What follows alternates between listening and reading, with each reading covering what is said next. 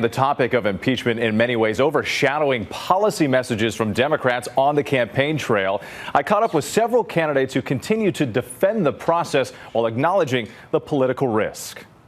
On the eve of a historic week in Washington, the gravity of the impeachment inquiry looming large over the campaign trail. This is about Donald Trump, not about me. Former Vice President Joe Biden defiant amid calls from President Trump and Republicans for both him and his son to testify in public hearings. There is not a single solitary scintilla of evidence anywhere that somehow I did anything wrong. So what Trump is doing and what he always do, try to take the focus off of what the problem is. Of the 17 Democrats running for president, 7 of them are currently serving in Congress and could be called back to Capitol Hill to participate in the inquiry, including Senator Bernie Sanders, who sat down with our Rachel Scott. I will be doing my job, and I'm there. And I guess I'm just going to have to try to be in Washington, D.C., and Des Moines, Iowa, and Concord, New Hampshire at the same time. I will do my best.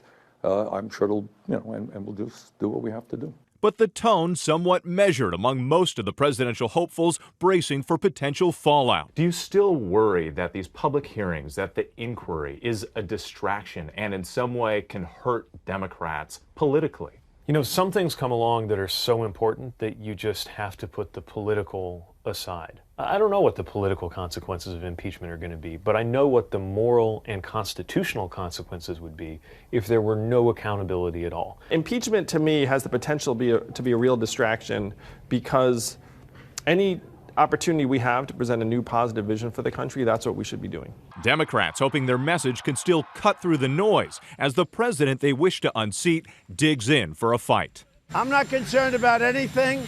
The testimony has all been fine. Now, despite the impeachment inquiry grabbing headlines and consuming Washington, many of these candidates say when they're out there crisscrossing the country, it's not the first thing that voters are bringing up to them. They still are mostly concerned about those kitchen table issues, things that impact them, health care, the economy, jobs. It was interesting. I was at an Andrew Yang town hall, sat through the whole thing just to hear what people had to say. Not one single person asked about impeachment. Really interesting. I think it's a telling detail. So much to talk about politically on this Sunday morning. So let's bring in our ringer, ABC's Martha Raddatz, who's hosting this week later this morning. She's down in Washington.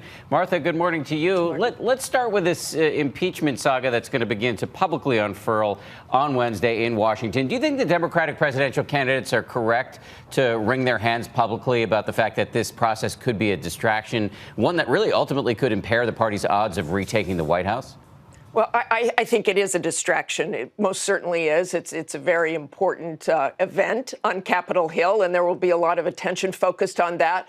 But indeed, people won't be following the race quite as much. And I love hearing Witt say that he's out there and he's talking to people, and they're not concerned about that. They want to talk about issues. But you can be certain reporters are going to continue to ask those candidates about impeachment and how it is impacting the race. There's very little time before Iowa, before New Hampshire. And if these impeachment hearings go on, and perhaps even after the holidays, then they're going to have to worry about refocusing their message. And of course, Joe Biden is going to have to keep defending himself because President Trump and Republicans keep bringing this up. Yes, and trying to get his son to testify. And as we know, the Democrats are going to try to make this a speedy process, but it's been reported that the Republicans may try to slow it down.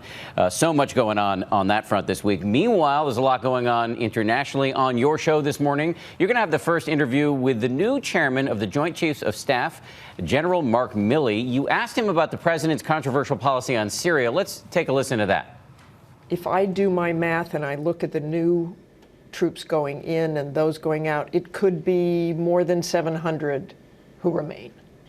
There'll be less than 1,000 for sure, and probably in the 500-ish frame, maybe 6. But it's in that area. But we're not going to go into specific numbers because we're still going through the analysis right now. As I understand it, the president has said he wanted all of the troops out of Syria. So are we hearing the military defy the president?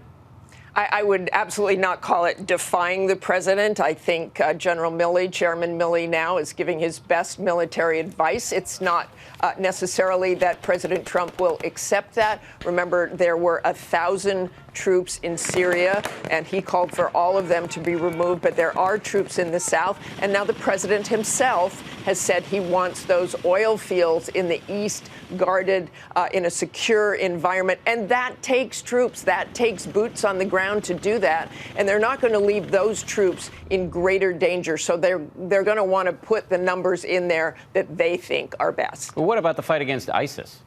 And that's what it's about, too. And Chairman Milley told me that. He said this really is all about the fight against ISIS, even guarding those oil fields. They want to keep them away from ISIS because ISIS used that oil revenue to fund their terrorist tactics. Martha Raddatz, thank you so much. Great to see you on a Sunday morning. I want to remind everybody, Martha has a big show this morning. She's going to look ahead to the upcoming public impeachment hearings, and she's also going to cover the latest in the 2020 race. Plus, as we've just noted, that exclusive interview with General Mark Milley. It's all coming up on this week.